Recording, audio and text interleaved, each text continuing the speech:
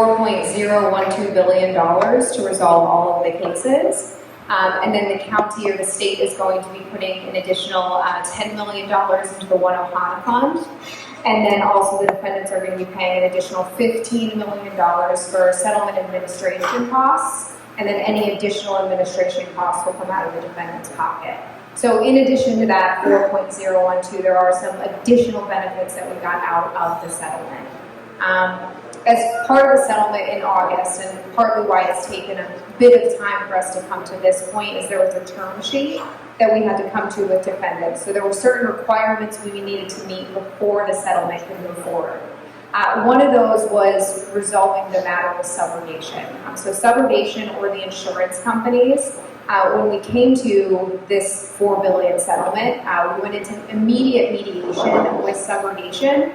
They wanted $3 billion out of the settlement to agree to it. That was obviously something we were never going to commit to, or something we were never going to agree to. We wanted the victims of this fire to be the ones that actually got to benefit from the settlement. So we never came to an agreement with subrogation, and we still haven't come to an agreement to this day.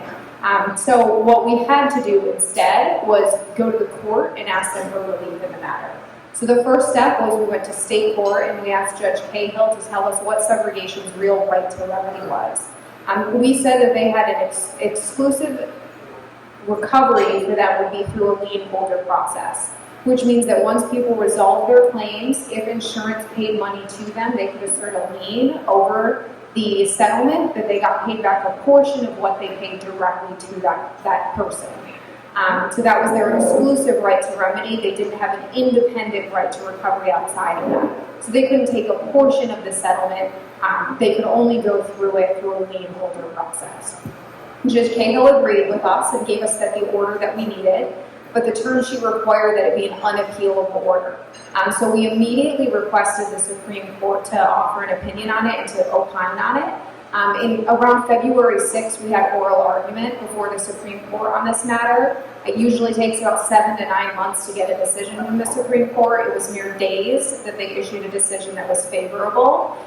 They said that subrogation would not be prejudiced by the lien holder process, and their exclusive right to remedy was if folks put into the settlement, they can assert a lien on them as opposed to an independent right to recovery. That's what we needed for the settlement to move forward as far as subrogation is concerned, and we were favorable to the Hawaii Supreme Court there. So that was excellent, and we got an incredibly quick decision on it, which just shows how motivated the courts are to also assist us in this process. Another thing that the term sheet required is that we have an agreement with class. In addition to individual plaintiffs, which are the cases that ASK and RLC are handling, there's also a subset of class cases. These are purely economic injuries. Think of people who had lost plane tickets, something like that. So we had to come to an agreement with class. We had a class allocation trial set before Judge Cahill, but in advance of that, we came to an agreement with class where they would get $135 million out of the $4 billion. Our exposure in class was about 20%, so that's how much they could have had out of the pot. They wanted 17.5. What they ultimately got was 3.3% of the settlement. So we thought those are very favorable terms, and it's something we needed to move forward. So we felt very agreeable about that. So our term sheets have now been met. We've satisfied what we needed to do with defendants to be able to move forward. So now we're going to take our next steps. These two items happened very recently. So what's going to happen next is we're coming to an allocation methodology. So we're coming to identify what types of cases are going to get what type of money and ranges for settlement values. It's not something we know yet, but that's going to be something that we determine in the near future, and that's going to be called an allocation methodology. We're also drafting a release right now. So a release agreement allows folks to participate in the settlement. So that's something as soon as we have drafted, we'll share with our clients as well. In addition to that, we're having to file a class allocation stipulation with the court, which just tells Judge Cahill that we came to an agreement with class, but is a required step in this process. As Joe alluded to, there is an upcoming statute of limitations that's in August of this year. So anyone who does have a potential claim would have to file a lawsuit by August of this year, or they're precluded from ever bringing a claim. However, if you're represented by counsel as part of the settlement, we'll be able to toll that statute of limitations pending the settlement process. There's probably going to be much sooner deadlines than that to participate in settlement. So in addition to the claim running pursuant to a statute of limitations, there will be upcoming deadlines to participate in the settlement as well. So we wanted to just do a final kind of plea if you know someone who hasn't signed up and who has been a victim of this, of what it would mean to them to be able to participate in that and why it's important. First, I know some people don't want to make waves or aren't friendly to litigation, and that's certainly understandable. Defendants, HECO, the government, they want this. They put this money forward, they want the finality, they want the resolution. Everybody wants to get this done and get some money in the hands of the people who are victimized by these fires. So it's really important to them to get this done. So we worked lock hand in step with them throughout the reserved questions with the Hawaii Supreme Court. So we've really been step in step with defendants to try to get this done for the folks who've been victimized by this. In addition to that, anyone who's not signed up with an attorney, at some point the class folks will start giving notice to, and they'll start to try to sign them up as a class case. They'll be probably really relentless and aggressive to get them signed up as class, because these class attorneys want money. And if you recall, the class folks are getting 3.3% of the total settlement. So anyone who signs up with class is going to get a much worse deal and much less money than they would had they signed up with a firm like ASK and RLC, who's going to be participating in the individualized plaintiff settlement program.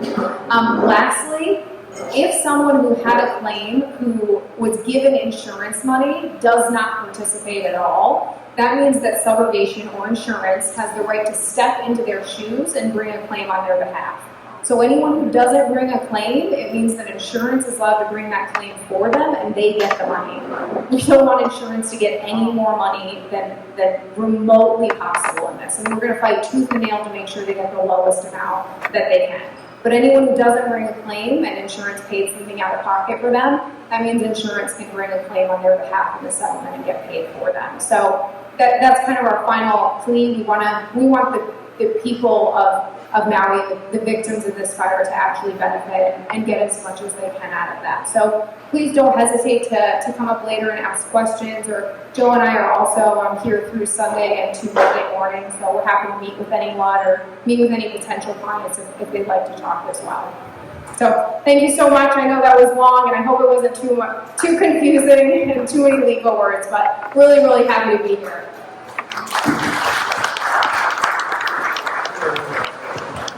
I just want to conclude and say one last thing. As Alex alluded to, one of the things we've been getting is a lot more clients are coming to us with business losses. Now, most of you I know have personal losses, home, personal property, but this trust is going to pay for business losses. It has to be directly related to the fire, but you don't have to have suffered the fire damage. But for example, if your business is a tour business that was heavily dependent on the West Side tourism business, you can file a claim, and you're getting a lot of those.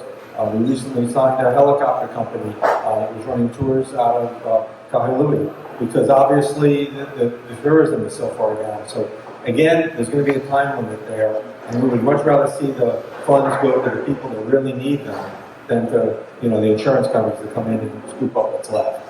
So again, thank you all very much. It's been an honor and a privilege to be here in Maui. Mahalo, as they say, and enjoy the rest of your day, and I hope for new surprises. Thank you.